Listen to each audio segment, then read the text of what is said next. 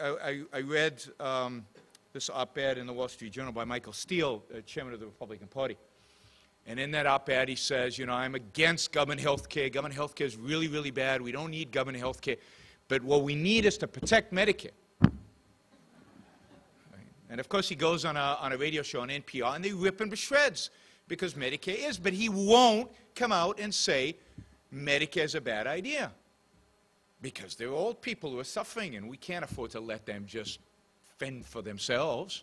Now, granted, Medicare is this wheel in politics that you're not supposed to touch. But underlying that, why aren't you supposed to touch it? Because, again, there's this philosophy, there's this idea that need is the standard. And if we need to sacrifice doctors to this need, well, doctors make a lot of money. They're educated. They can take care of themselves. Why worry about them?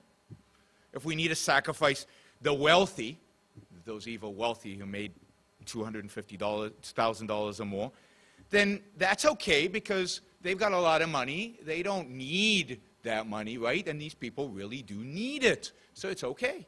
And again, Republicans are not going to stand up against this. You know, if we have to sacrifice those people who don't have existing conditions for those who do have existing conditions, that's okay. You know, because that's what happens, right? If we cover existing conditions, what happens? Everybody's insurance policy prices go up. They have to, because the cost of the insurance company is going to go up. They have to make it up some way. They have to bill somebody who doesn't have pre-existing conditions. They have to bill him more. But that's okay because he doesn't have pre-existing conditions. He's healthy. So it's okay for him to sacrifice to those who are not healthy, who need the policy. And after all, is sacrifice a bad thing? Sacrifice is a good thing. Our mothers taught us sacrificing to strangers is a virtue. Right? We vilify the profit motive. And this is the flip side of the same kind of morality. A morality that tells us that need is the standard.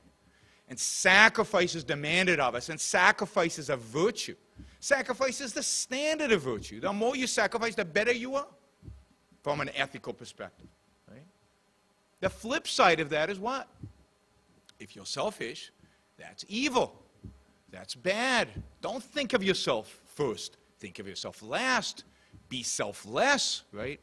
And what are profit-seeking drug companies doing? They're thinking of themselves first. They're trying to make money off of sick people. That's evil. What are doctors about? I mean, what happened to this, altruistic doctor? Shouldn't you be offering all these treatments for free? I can't afford it. They're out to make money, and they're pretty wealthy. If you look at the statistics, doctors are they're the rich, $250,000 or more. So it's easy to vilify the profit motive in this kind of ethical culture in which self-interest is viewed as evil, as bad. Because there's no question, profit is about self-interest. Drug companies about self-interest. And the easiest one to vilify are insurance companies. I think one of the most disgraceful, horrific things that's happening right now is the way insurance companies are being vilified. Here are companies that serve all of us, all provide us a crucial part of what it takes to get good health care, and they are presented as the devil incarnate. Why? Because they dare make money off of the service that they provide us. And I haven't seen anybody, and this pre-existing condition is a great example of that. They dare not to insure somebody who's already got a disease. Well, that's why they're an insurance company, not a welfare company. Insurance companies don't insure you if they know you're going to have an accident, right? If they somehow knew that you were going to have an accident, you couldn't get auto insurance. If they knew that you were living on the fault that is going to have the earthquake a year from now, they wouldn't give you earthquake insurance. And if they did, they wouldn't be an insurance company. They'd just be an agency for redistribution of wealth. But nobody is going to stand up and speak out against this notion because the people with pre-existing condition need health care. And that's the standard. As long as we hold need as the standard of morality, as long as we hold sacrifice as a virtue, there is no way to fight socialized medicine as there is no way to fight socialized anything. Socialism is consistent with this morality. Egalitarianism is consistent. We sacrifice those who have for those who don't. That's the whole notion of socialism and fascism and totalitarianism generally. But, you know, you can't argue against that from within that ethical system. That is completely ethical based on this philosophy. So I want to suggest that long term, if we're going to win this battle, we need to reject the philosophy of self-sacrifice. We need to reject the morality of need or the morality of altruism, which is otherism, the placing of others' well-being above oneself. And we need a new morality. We need a moral revolution. And only a moral revolution can save capitalism, can save free market health care, can save, you know, bankers' salaries these days. Only a moral revolution that says no. Morality is not about what's good for others, but morality predominantly is about taking care of self. Morality is about life. It's about living. It's about finding those values and virtues that are required for individual human life and individual human success. Profit under such a morality is a virtue.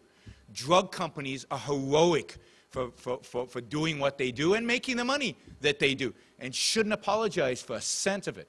Because how do you make money in a capitalist society? By providing value through win-win situation. We're all better off from other people making money because we're all trying to make our lives better off as well. This is a morality that says that your life is a standard, that your moral responsibility is not for those in need, but your moral responsibility is to pursue your own life, to pursue your own happiness, linking up to John Lewis's reference to the Declaration of Independence. That's the political principles on which this country was founded. What we need is a morality that justifies those principles, that says it's okay to pursue your own happiness. It's right to pursue your own happiness. It's moral to pursue your own happiness.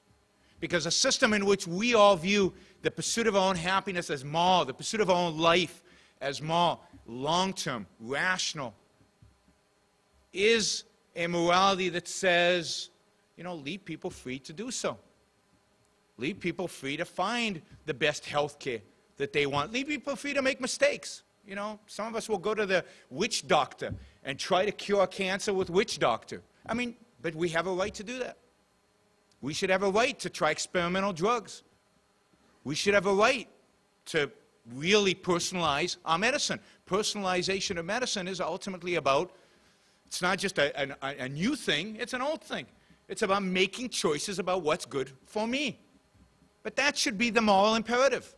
Making choices about what's good for me should be our moral standard.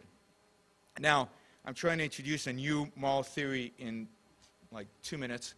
So I'll encourage you all to go and read Ayn Rand, because I think this is a real revolution. I think this is what's really exciting about her writing, because I think that capitalism and freedom depend, long-term, are going to depend on these moral ideas getting out there. So if we're going to save health care, and I encourage the short-term battle in defeating this bill, I'm all with it, and you know, we at the Institute will do whatever we can to defeat it, but the long-term battle is a much more difficult battle, a much deeper battle, and I really believe is going to require this kind of moral revolution, and I encourage you all to join me in that battle. Thank you all.